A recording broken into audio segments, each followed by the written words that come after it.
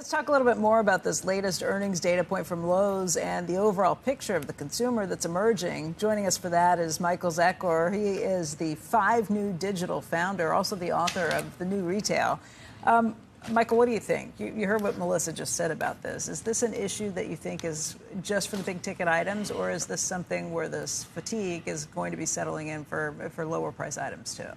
Yeah, I think the good news is overall last month consumer spending was up by 1%.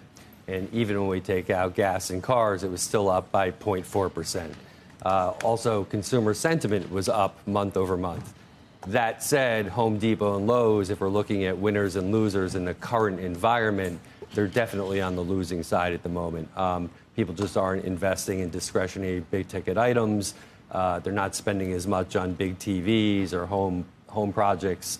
But where they are spending money is they're spending money at Walmart. Walmart's the big winner. If I take a step back, I think it maybe is a little more concerning of a picture. If you're looking at July was the month that was the surprise for both Home Depot and Lowe's, that they saw additional weakness that came up that month. If you look at what's been happening with some of the travel sites and spending that's been slowing down there, and then if you look at this new Federal Reserve survey that shows consumers are really getting anxious, the highest level we've seen since they started keeping track of it in 2014, just in terms of how many people think they may be out of work in 4 months. You add all that up, and that doesn't sound like a consumer that's going to be ready to go gangbusters. Yeah, I don't think they're ready to go gangbusters, but they are continuing to spend. It's just where they're spending and what they're spending it on. People are thinking longer and harder about where to spend their money. Certainly, travel fatigue is set in.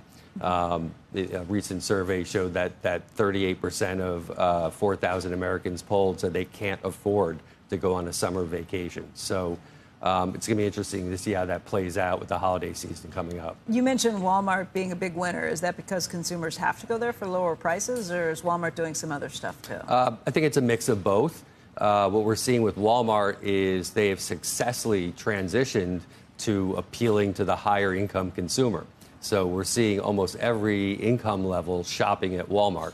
A, I think it's for the prices, but B, what Walmart has done that other retailers haven't is they have created an integrated e-commerce online, offline ecosystem. And so they've been using things like their Realm, their presence on Roblox, buy online, pick up in store. They're providing convenience and price and quality, and they're really beating the competition. With the presence on Roblox, what are they doing with that?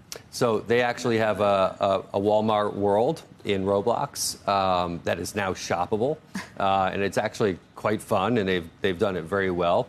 And then they've created something called Realm, which is a virtual experience, and they have shops that are actually created and run by regular people, by creators. And so they're really being aggressive in looking to the future of that integrated retail model. And that's why they're winning. That's why companies like Amazon are doing well.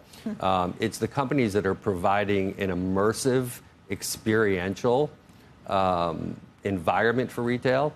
I call it Marfa, making retail fun again. That separates the winners from the losers. What's Amazon doing to make retail fun? They certainly make it convenient for me.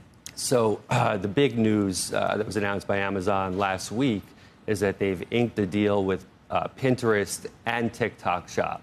So now people who are watching videos on those two apps can actually shop Amazon products without leaving the app, right? So Amazon has been very much a catalog-like experience.